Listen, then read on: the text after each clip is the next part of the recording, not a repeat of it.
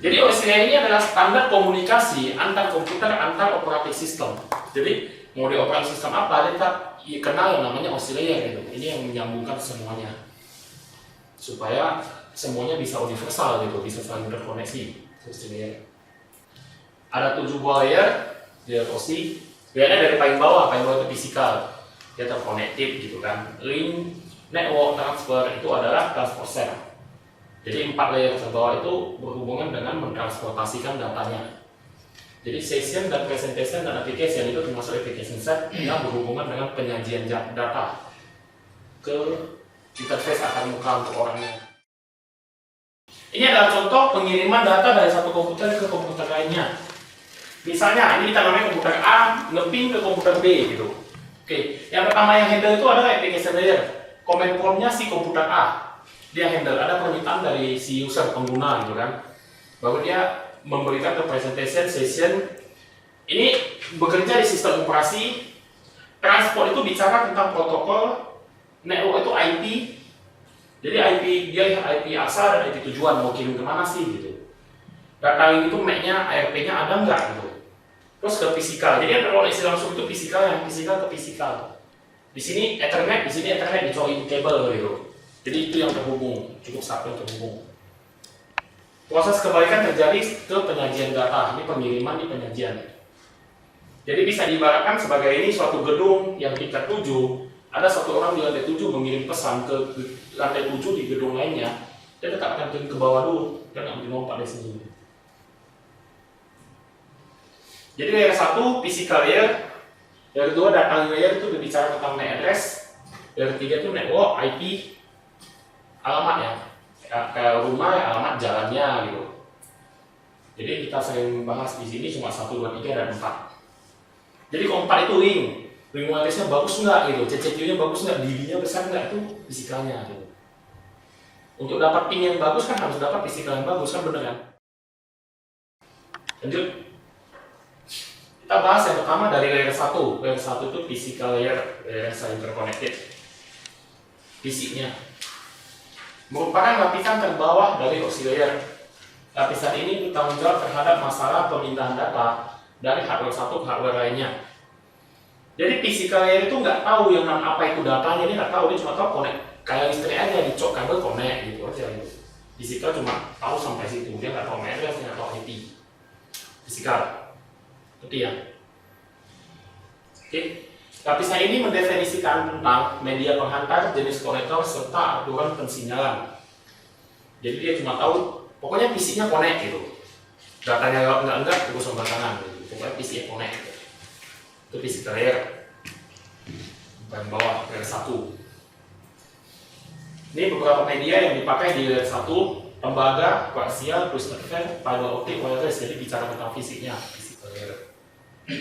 Perangkat yang bekerja di physical layer kita dengan hub menguatkan signal atau hub pembagi, tapi secara analog, dia belum switch ya. Setelah physicalnya connect, kabelnya itu connect atau wirelessnya itu connect, CCTV-nya bagus gitu. Baru data itu masuk ke yang namanya layer 2, data link layer. Jadi layer 2 ini cuma layer perantara.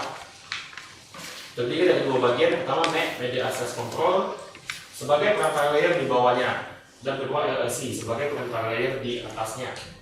Jadi layer 2 itu isinya cuma ini dua gitu. Cuma mengubah yang dari analog, ini kita masih analog tuh, diubah ke IP, network di atas. Tuh. Itu guna si data link. Pertama kita bahas LLC, Logical Link Control, sebagai perantara layer di atasnya. LLC merupakan bagian sublayer data link yang independen dari teknologi yang ada untuk menyediakan layanan ke layer network. Jadi dia mengubah yang namanya bit per bit dari physical layer dirubah ke paket di network layer. Jadi ada IP-nya, ada datanya. Tugas LLC, encapsulation nama istilah pekerjaannya. Sebaliknya, kalau ini ke atas, berarti kan dia mengubah dari analog ke digital gitu. Dan kalau MAC itu bekerja di bawahnya, dari 2 dan dari 1 dia kebalik, mengurai frame menjadi 1-0 untuk ditangani ke physical layer gitu. Jadi ini untuk naik ke atas, ini untuk turun ke bawah. Jadi kalau physical layer ini tahunya 1-0 hidup mati gitu. Yang ubah ke datanya itu ya si ini, data ini. Baru diterjemahkan oleh si layer 3 ke dalam bentuk IP. Jadi di data layer belum tahu yang namanya IP, apalagi yang namanya protokol. Dia cuma tahu yang namanya MAC address, masih fisikal. NFC sering tuh broadcast layer 2 kan, nggak tahu siapa yang pengirimnya karena dia nggak punya IP, nggak ada IP asal, nggak ada IP tujuan. Nah, NFC perlu pahami data layernya, address. Oke, ini contoh-contoh perangkatnya. LAN card, bridge, switch. Dia tahu address tapi dia nggak tahu IP. Dia nggak ada hubungan sama IP. Engineer network bekerja banyak di layer 2 dan layer 3. Jadi dia bicara IP atau MAC. Kalau nggak dapat IP, layer 2-nya connect nggak? Aku nggak dapat IP tuh. Aku bisa remote via MAC atau aku bisa ping MAC address-nya nggak? Berarti kan kalau dia nggak dapat IP berarti networknya connect. Layer 1-nya berarti connect gitu kan. Fisiknya dia connect tuh, oke? Layer 2-nya dia juga connect. MAC address-nya itu bisa berhubungan, saling mengenali. Cuma layer 3 yang nggak connect karena nggak ada IP, nggak ada internet protokol, nggak ada alamat dia. Dia tahu tetanggaan, tapi dia nggak tahu itu alamat lengkapnya di mana gitu. Kok di ilustrasinya. Oke, itu udah kali layer 2. Lanjut ke layer 3 ada network layer. Ini yang namanya IP. Jadi fungsi utama dari network layer adalah pengamatan dan routing. Router itu bekerja di sini network layer. Jadi kalau broadcast di layer 2 nggak akan dapat oleh si router karena routernya tahu layer 3. Tuh, belum nyampe ke dia. Routing merupakan fungsi yang bertanggung jawab membawa data melewati sekumpulan jaringan dengan memilih cara jauh terbaik untuk dilewati data. Jadi routing dari kata route ya, route itu artinya arah ya, arah. Jadi mau kemana paket ini dilewatkan, itu bicara routing. Jadi kita sering bilang routingnya salah. Sebenarnya routing itu simple, cuma mengarahkan. Itu aja fungsi routing. Yang nanya router itu yang mengarahkan gitu. Jadi kalau router kita bilang access point sebagai router itu salah. Dia router fungsinya dari LAN ke WAN routing. Udah. Router. Pengamatan pada network merupakan pengamatan secara logikal atau IP address. Jadi kalau dalam network dia nggak kenal namanya MAC address, dia udah IP. Taunya IP. Dia ada 3. Dia udah tahu alamat pastinya itu, alamat logisnya dari si pengirim ataupun si penerima. Oke. Jadi di network itu ada yang namanya tadi pengamatan logik. Apa sih itu? Nah, pengamatan logik itu disebut biasa dengan IP address. Nah, kita sering bicara IP, tapi kita nggak tahu itu pengamatan logik gitu kan. Adanya cuma di layer 3, layer 1, 2 belum kenal. Nomor IP diperlukan oleh perangkat lunak untuk mengidentifikasi komputer pada jaringan. Jadi IP ini alamat gitu. Kalau kita telusuri kan ada alamat, itu alamatnya IP gitu. Nanti dari pemerintah ganti nama jalan, namanya itu terganti kan, sama juga IP ini bisa diganti. Nomor IP diperlukan oleh perangkat lunak untuk mengidentifikasi komputer dalam jaringan dia. Namun nomor identitas yang sebenarnya diatur oleh NIC, Network Interface Card. Ini LAN card ya, atau kartu jaringan yang juga punya nomor ini, itu MAC address. Jadi IP ini dikasih oleh perangkat sistem, sifatnya dapat berubah. IP di set dapat berubah jika berbeda tempat, dapat di set manual, dapat diubah. Kalau MAC address ada pada LAN card, jadi kita LAN card yang kita bawa kemana, MAC-nya tetap tidak pernah berubah dan merupakan identitas nyata. Dengan tahu MAC address kita tahu itu siapa yang buat LAN card-nya, merek apa, itu bisa tahu. Jadi MAC address tidak pernah berubah, bukan tidak bisa diubah, tapi tidak pernah berubah. Kalau kita nggak ubah, dia nggak berubah. Tuh. Jadi ilustrasinya itu MAC address itu rumah di sebelah Sun Plaza, nah itu MAC address gitu. Jadi kalau sampai apapun selama Sun Plaza di situ nggak akan berubah dia. Kalau IP-nya itu jalan apa? Imam Bonjol nomor berapa, itu IP.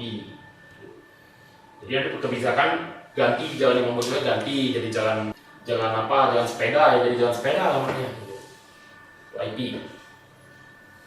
Cuma untuk nyarinya lebih gampang mana? Lebih nyari gampang nama jalannya atau nama lokasinya secara abstrak itu kan pasti nama jalannya ya. Makanya komunikasi terjadi via IP, TCP IP. Bisa di-routing. Oke. Lanjut ke 4. Lanjut ke 4, di 4 ada namanya transport layer. 1, 2, 3, 4. Nah ini dia, udah sampai sini kita. Transport layer itu bicara tentang protokol. Jadi yang namanya TCP, UDP itu dari transport layer. IP-nya nemu dulu, baru TCP-nya bisa lewat. Gitu. Layer 3-nya lewat dulu, layer 3 oke, baru masuk ke layer 4. Jadi, layer transport bertugas melakukan sesi komunikasi antar komputer dalam jaringan, menirukan bagaimana data ditransmisikan. Jadi dia cuma mengatur bagaimana lewat protokol apa itu data dipindahin. Transport layer yang sering kita gunakan TCP, UDP, SMP. Untuk ping itu SMP. Jadi kalau mau membuat ping, protokolnya di SMP. Diam paham atau diam bingung nih? Jadi kita cuma masih bicara gimana sih jaringan itu terjadi gitu. Ada radio, kita colok radionya. Nah, gimana sih aku bisa buka interface-nya radio? Nah, masih bicara tentang itu gitu. Gimana bisa dua komputer itu saling connect? Jadi kalau kita akses google.com itu sebenarnya kita mengakses komputer lain yang ada di jaringan luar gitu. Itu komputer server gitu. Jadi yang namanya internet cuma menghubungkan dua atau lebih komputer. Itu aja. Ini namanya network itu. Oke. Balik ke yang 4 tadi. User Data Protocol itu UDP merupakan connectionless communication, bekerja tidak menjamin data sampai tujuan, makanya digunakan di game. Kalau ada data yang loss, yang error, dia biarin aja gitu, sambung yang lain gitu. Dia nggak ada mesti transfer ulang, enggak. Makanya dia digunakan di game. Normalnya digunakan untuk mentransmisikan data dalam jumlah kecil dalam satu waktu. Game ini kan cepat dia apanya, makanya pakai UDP. Reliabilitas penjaminan data sampai pada penerima tergantung dari aplikasi. Jadi protokol ini tidak ada menjamin gitu. Kebalikannya di TCP. TCP menjamin datanya itu sama persis, nggak korup. TCP. Connection Oriented and Reliable Communication, ya artinya data dijamin sampai tujuan. Jadi kita ngirim 100 kilo sampai 100 kilo. Makanya untuk menjamin data tadi diperlukan komunikasi awal dalam penerima sebelum transfer data dilakukan. Ditanya dulu dari ini belum gitu. Komunikasi. Membutuhkan ACK atau ACK tadi dipakai untuk mentransmisikan data dalam jumlah besar. Jadi download, browsing semua pakai TCP. Sharing file. Nah ini ilustrasinya. Antara komputer satu dan komputer lain saling mentransfer data. TCP connection oriented, ini connection list. Data dijamin sampai tujuan, reliable, stabil. Ini unreliable, stabil. Datanya besar, ini datanya kecil, UDP. Jadi saling keterbalikannya dua protokol ini. TCP yang kirimnya apa datanya? Ya, TCP itu sebelum dia kirim, dia tanya dulu, udah ready belum? Aku mau kirim data nih 100 kilo gitu. Si penerima bilang udah ready, baru data terjadi. Setelah selesai pun gitu, aku udah terima datamu, benar nggak 100 kilo gitu. Si pengirim bilang benar gitu, TCP. UDP nggak, aku kirim aja gitu. Mau terima nggak, aku kirim aja gitu. Aku kirim 100 sampai 198, nggak peduli gitu, nggak ada komunikasi lanjutan. Makanya retensinya lebih rendah UDP. Jadi nggak ada yang namanya pemastian data terkirim dengan benar tadi, connection orientednya nggak ada. Kan kalau kita main game tuh kan, koneksinya putus-putus, kita main game tuh kan langsung pindah ada lompat kan, nggak jalan gitu, nggak jalan pelan gitu. Karena ada UDP. Yang loss tadi itu selama time out dibiarin aja dibuang gitu.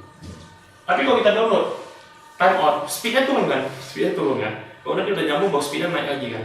Nah kita ada TCP, tunggunya gitu. Oke, lanjut. Nah, ini dari 5, 6, 7 kita cuma kembali sekilas saja. Jadi ini udah bicara tentang database ya, sama duplex. Dari 5, ini contohnya tadi. VPN, PPTP, itu ada di session layer. Session layer itu layer 5. Jadi pastikan 1, 2, 3, 4-nya terkonek, baru dia bisa VPN. Routingnya udah benar, NAT-nya udah benar, physical udah benar, protokolnya udah benar, baru dia bisa VPN. Tapi jangan nggak bisa internet dia setup VPN ya sama aja gitu. Dia bekerja di layer 5. PPTP. Application itu aplikasinya. Layer 6. Berfungsi mentransaksikan data yang tidak dikirim oleh aplikasi ke dalam format yang dapat ditransmisikan ke dalam jaringan. Jadi kita kirim file tadi apa gitu kan Windows Explorer yang handle. Dia kirim gimana sih supaya itu bisa diterjemahkan oleh si operating system. Ini udah bicara si operating system. Pengenalan sekilas saja dan layer 7. Layer 7 ini adalah layer terakhir. Dia berurusan dengan program komputer yang digunakan oleh user. Dia yang menampilkan itu. Itu layer 7. Kan sering tuh di Picotic itu layer 7 blok itu, layer 7. Layer 7 itu ini gitu. Layer terakhir sebelum nampil. Jadi contohnya aplikasi word processing Microsoft Word digunakan untuk pengolahan teks sehingga program ini tidak berhubungan dengan auxiliary karena dia kan bekerja di komputer sendiri tuh. Kabelnya aku nggak masalah kan, dia nggak ada hubungannya dengan auxiliary Microsoft Word. Tetapi dia program tadi ditambahkan fungsi email, maka bisa dikatakan berhubungan dengan OSI. Thunderbird itu berhubungan dengan auxiliary, itu layer 7-nya. Jadi kita mau buat email, kalau dia pakai Thunderbird, nah itu bisa dimain di layer 7. Jadi itu dia deteksi Thunderbird, dia drop bisa. Yang namanya layer 7, layer terakhir. Layer terakhir yang berhubungan dengan user, penyajian datanya. Oke? Jadi auxiliary itu bicara bagaimana sih data ditransfer dari komputer A ke komputer B. Yang connect kan cuma satu layer, yang connect kan cuma physical kabelnya kan yang kita tahu connect. Cuman gimana sih kabel itu bekerja gitu? Dari operating system turun ke bawah, kabelnya nge-transfer ke kabel lain, baru dia naik ke atas lagi. Kalau mengirim dari 7 ke 1, kalau menerima dari 1 ke 7.